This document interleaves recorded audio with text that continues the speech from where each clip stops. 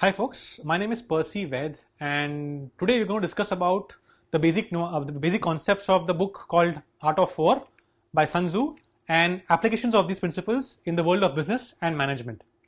To give you a brief background, the Art of War was written by a gentleman called Sun Tzu way back in 320 BC. Sun Tzu was a Chinese scholar and a researcher as well as a strategic mind, and he helped set up he helped a lot of kings set up their kingdoms and establish their rules and empires across China. And basis his experiences, Sun Tzu has recorded these experiences in the form of a book called The Art of War, which today is supposed to be a strategic Bible for business leaders as well as military minds. So let's start off. The first concept that he discusses is the best battle is that which is won without being fought. The basic concept, the basic story behind this concept is a general should understand the nuances of his battle. He should understand the enemy so well that he should understand the way the enemy thinks, so that before the war is fought, he demoralizes the enemy using covert means. If you look at the application of this in the world of business, what we could take from this particular concept is companies which have established themselves in the market, who are market leaders. Once they understand the market dynamics and they get whiff of competition from some new players in the market, the existing player can nip the competition in the bud. That is, proactively neutralize competition by either influencing government policy or otherwise by acquiring the competition or by erecting entrance barriers like technology, licensing. What do I mean by this? The second point of erecting entrance barriers means maybe the organization can invest in research and development, wherein it develops a new technology, patents it, and gets a monopoly over that technology, so that it creates an entrance barrier for other incumbents, as well as ensures that suppose the company is really big in the market. Let's take for example Samsung in South Korea. Samsung in South Korea is a very big company, so they obviously will have contacts with the government as well. So suppose Samsung gets to know that a new company is trying to enter the market, Samsung would use its influence with the South Korean government, and maybe have the government change its policy so as to discourage competition from entering it. So these are few of the techniques that companies do use in nipping competition in the bud. The next point we'll go to is, if you know your enemy and know yourself, you shall win all battles. Again, what Sun Tzu means by this is that it's very important for the general or the king to understand not only the enemy but to also understand himself or herself. It's very important to understand your strengths, your weaknesses vis-a-vis that of the enemies, and be realistic about them. Once you understand yourself as well as the competition, then the next step would be to analyze how you can leverage your strengths to outperform competition or to neutralize competition in the marketplace. The third concept that he talks of is, in peace, prepare for war. In war, prepare for peace.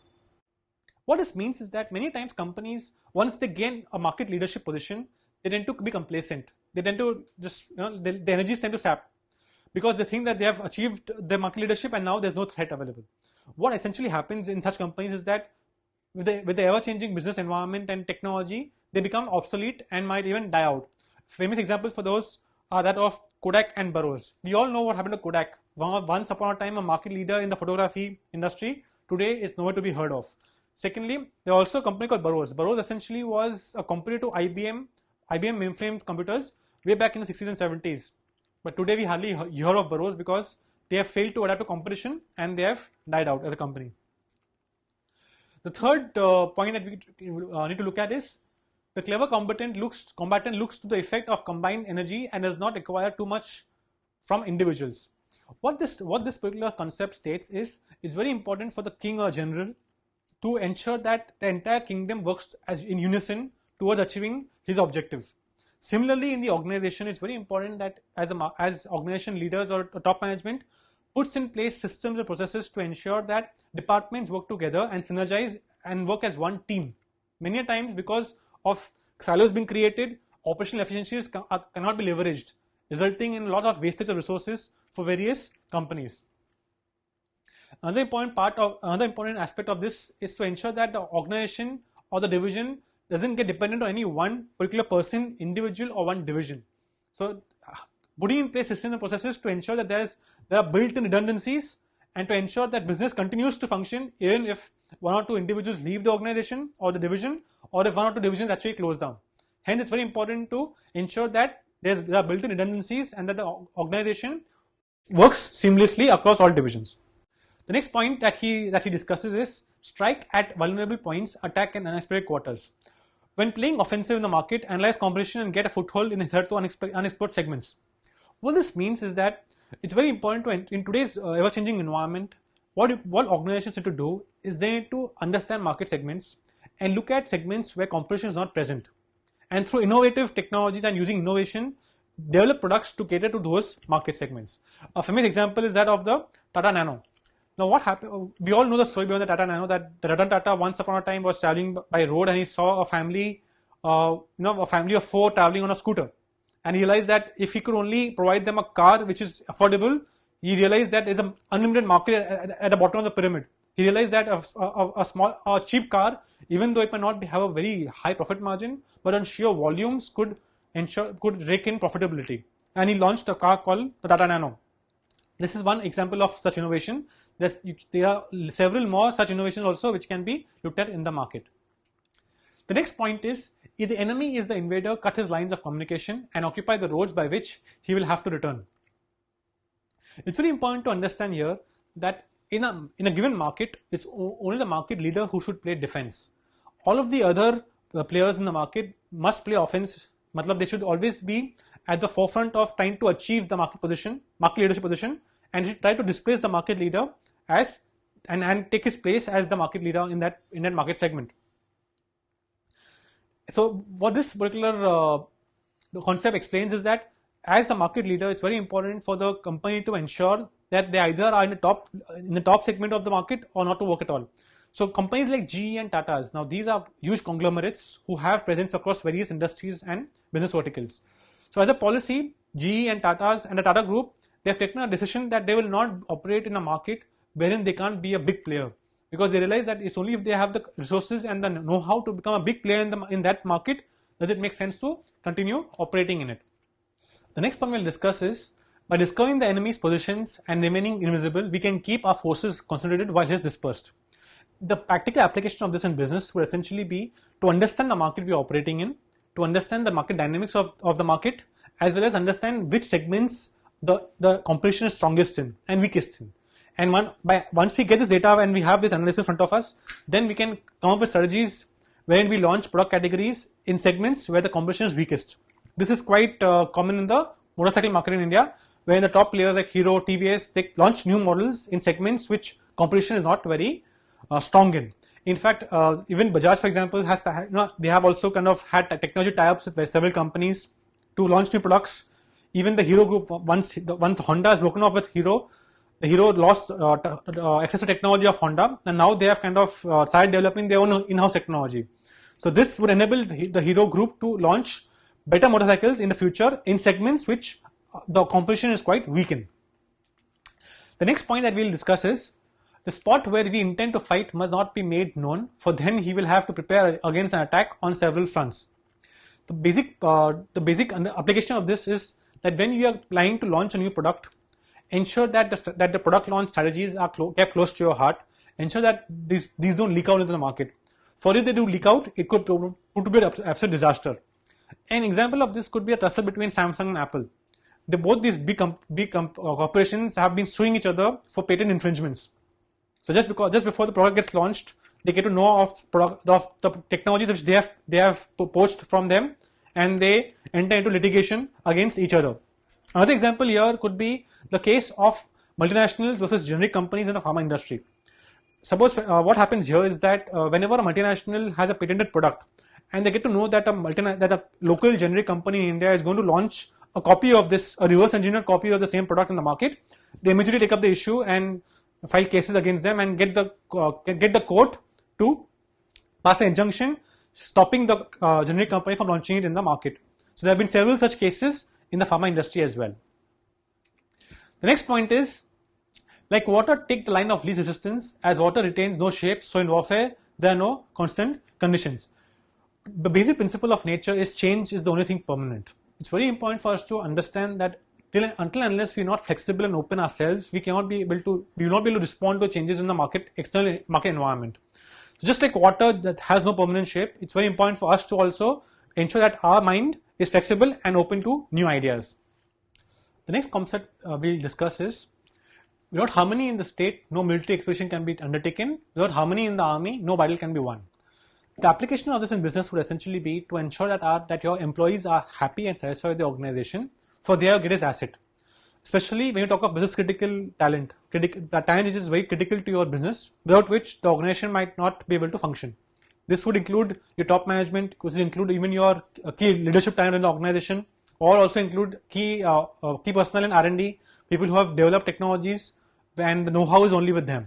So it's very important to ensure that these critical talents, this critical talent is happy and satisfied with the organization. The next point that we'll discuss is, presence of mind is the general's best asset, enabling him to inspire courage and discipline. The takeaway from this is that a leader or a CEO in the corporate world has to ensure that he has a presence of mind to take tough decisions and be able to and be sensitive to upcoming trends and future technologies in the market. The next point is, do not swallow a bait offered by the enemy. The application of this in business could be interpreted as ensuring that you don't get into a pricing turf war with the enemy. Examples of this would essentially be the aviation as well as the telecom sectors in India. We all know that as soon as the telecom sector started getting crowded, companies started slashing price of their services. As a result of which, several of them went into losses and are in the red right now. Similarly, in aviation as well, what happened is that once the competition started heating up, most of the players started cutting prices. As a result of which, Kingfisher Airlines is where it is right now, and even Air India had a difficult time. Hence, it's very important to ensure that you stay in a market which you are confident of staying for a longer time. Instead of focusing on price wars, it's better to ensure that you focus on quality and create a competitive advantage wherein quality is focused upon. Another example here that we could share is the retail industry.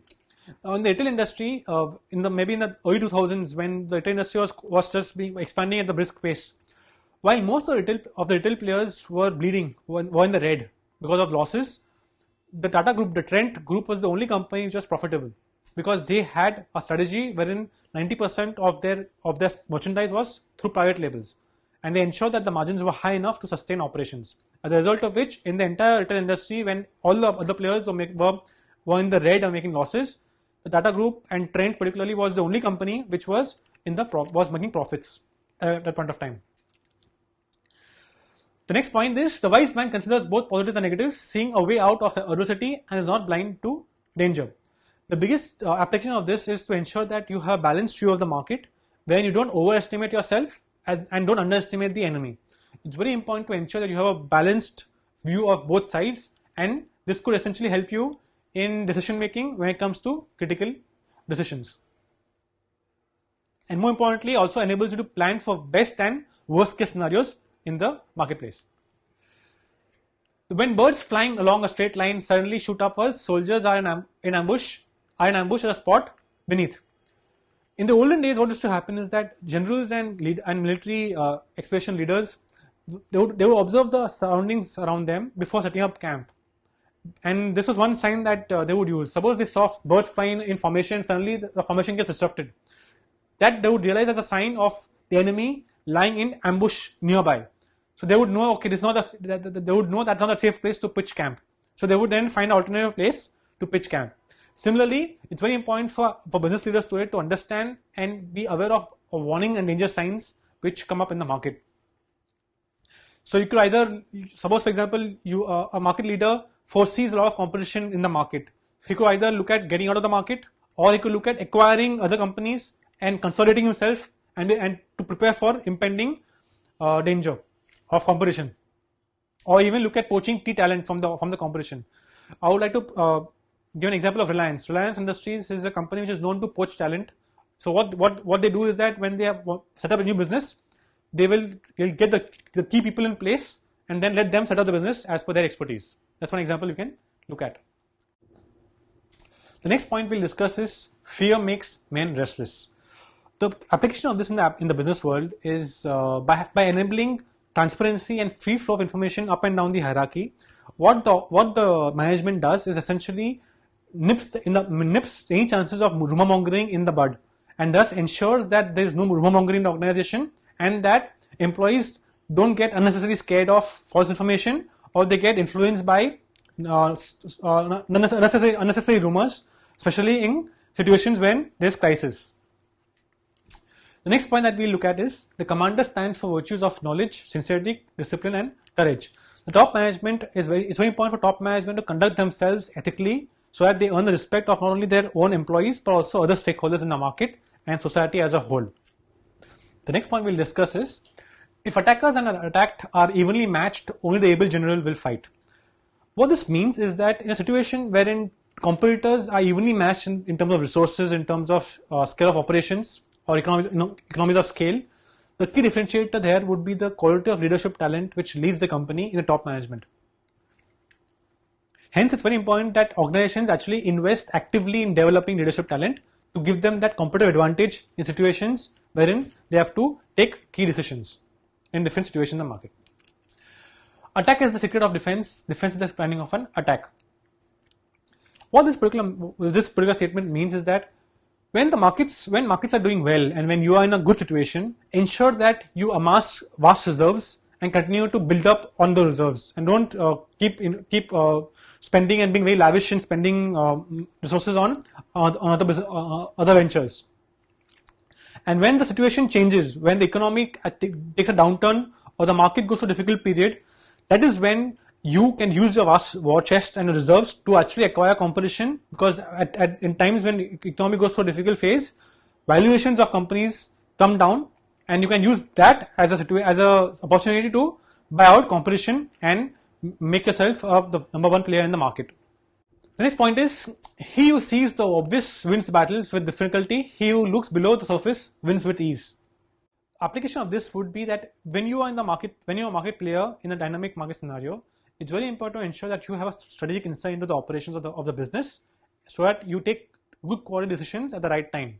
An example of this is Mr. Sunil Mittal of Bharti, who is recognized as being one of the key pioneers of the telecom industry in India, given his insight into the telecom industry and understanding of the market dynamics of the same.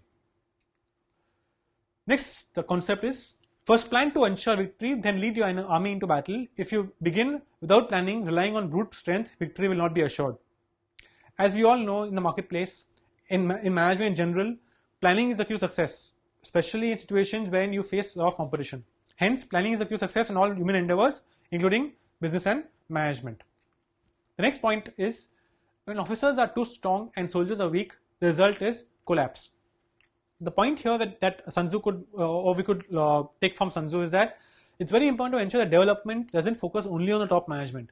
It's important for us to ensure that we develop skill sets of employees across levels, junior as well as middle and senior.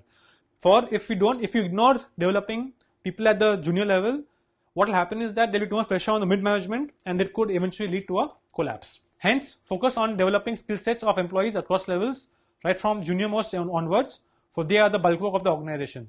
People people or employees working at this junior most level are the ones who are in constant touch with your customers, and they are a vital source of information as well. So enabling their self-development essentially will also help in organization developing and becoming bigger. Next point is regard your soldiers as your children, and they will follow you into battle, into the deepest valleys. Look after them as your sons, and they will stand by you unto death. A simple takeaway: treat your employees with respect, and they will stand by you in good times and bad, and also will be loyal to you in the long term. If the enemy leaves your door open, you must rush in. The application of this is be opportunistic in business. Grab these as soon as they are present themselves. For example, Maruti's labor problems interrupted production and competitive advantage of it. An example of this is essentially what happens many times is you are faced with a situation wherein competition is unable to either ramp up production or due to some internal problem is unable to expand. And that throws open an opportunity to you to expand. So it's very important that you grab on those opportunities. One example of this is the case of Maruti.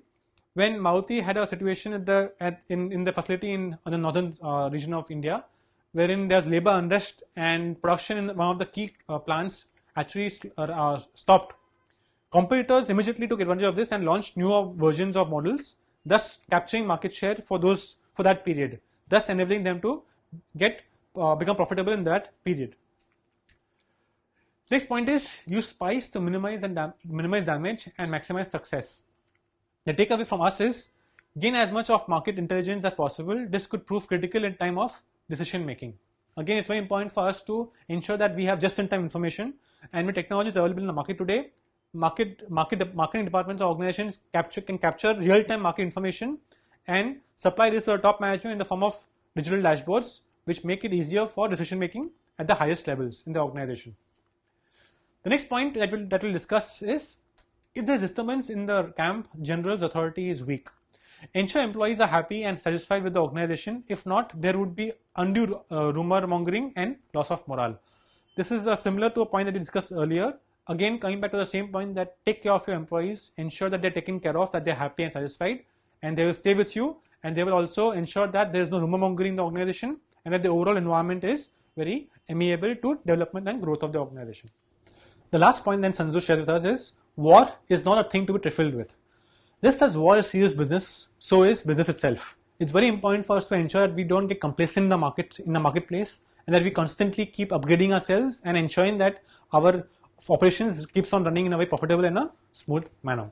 Hence, finally, just as in war, same in business as well, there is no room for complacency. Always be on your feet and professional in your outlook.